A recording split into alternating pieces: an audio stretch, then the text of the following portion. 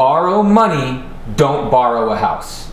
I don't know if I can be any clearer about that. If you borrow money, you leverage money for wealth. If you borrow a house, all you've done is lose money. Lose money. Ultimately, that's the way it ends up working out.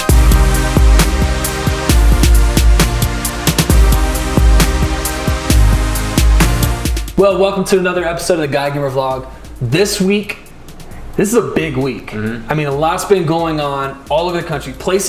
States are starting to open up. Some are, some aren't. Some are threatening to wait until June. Some are, so it's been crazy. Yeah. And one thing that's certain, especially in your world, is that this is a seller's market. Yeah. And so just explain for the people who are just new, what is a seller's market in 30 seconds or less? 30 seconds or less. Okay.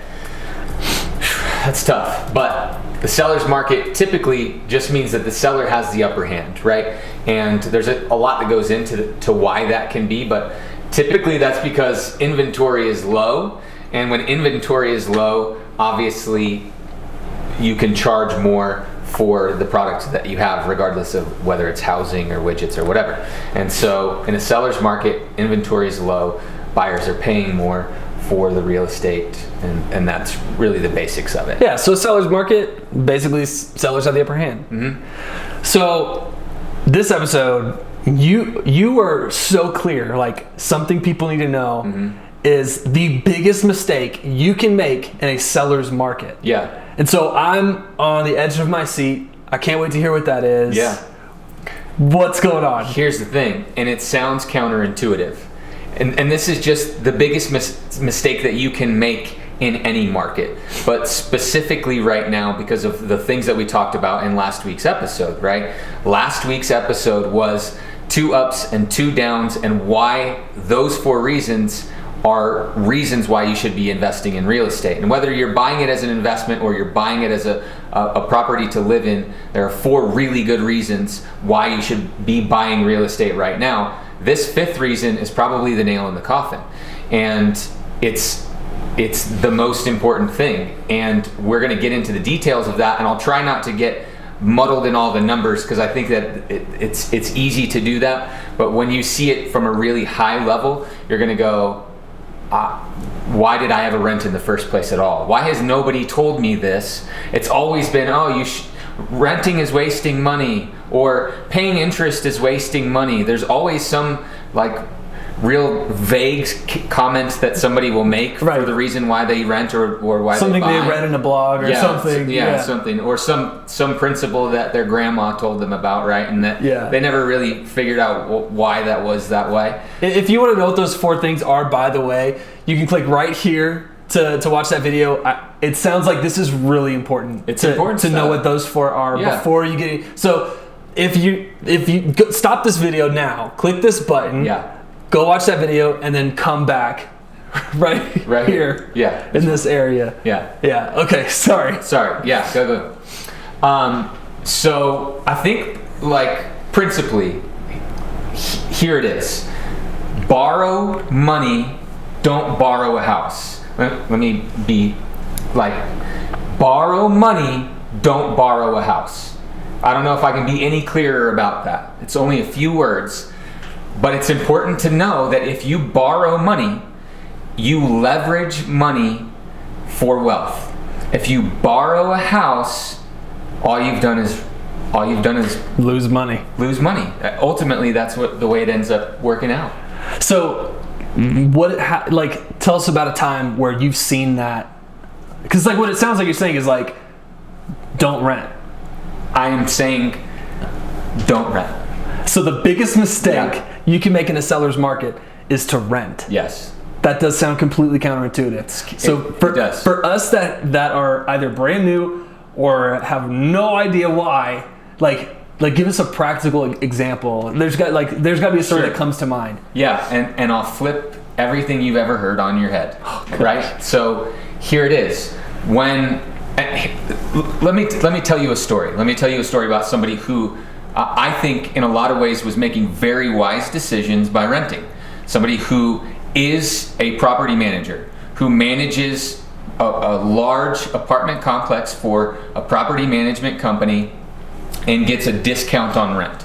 So why not, right? You get the nicest unit in the apartment complex or whatever, and you pay a discount in rent. And this is a good friend of mine who's been renting for a really long time, and he was paying a discounted rent, and he was able to stay in that property until just recently when it sold. And then he reached out to me and said, hey, I haven't thought about it really before because I was getting discounted rent, but the house or the apartment that I've been living in is sold, and I need to find a new place, or I'm gonna have to pay market value. And it seems like if I'm gonna pay market value, then I might as well buy, but I don't really know the details of that. Walk me through that. We started doing the numbers and walking through it. We realized exactly how much money it cost him to rent over that time frame. So it cost him by paying discounted rent. Yeah. Okay. Now I feel like maybe I'm the only one, but I feel like you lost me there. Okay. If the rent is discounted, how is he losing money? He lost over $8,000 a year. How's it even possible? And that's where it seems like, wait, that doesn't make sense. Well, that's why you're the professional, I guess. Right. That's how you do this. And that's why I said in the beginning, I don't want us to get too caught up in the numbers, because it can, it's like analysis paralysis. The data can be too much, so we'll do it real basic. So we'll use round numbers to make it easy, and I'll try to work through it quick enough that we can all digest it, right? But we'll say $100,000 property, right? Okay. So if you bought a house for $100,000 on a first-time home buyer program, mortgage program, an FHA program, you would put 3.5% down. So $3,500 would cover your down payment to move in. And there are other programs too. You can get in for even less, but for the sake of easy math, that's what we'll do. So $100,000, and typically what you would be paying for something like that is going to be about $900 a month. So if your rent is about $900 a month, you can expect that that's what your house would run, a condo or something along those lines.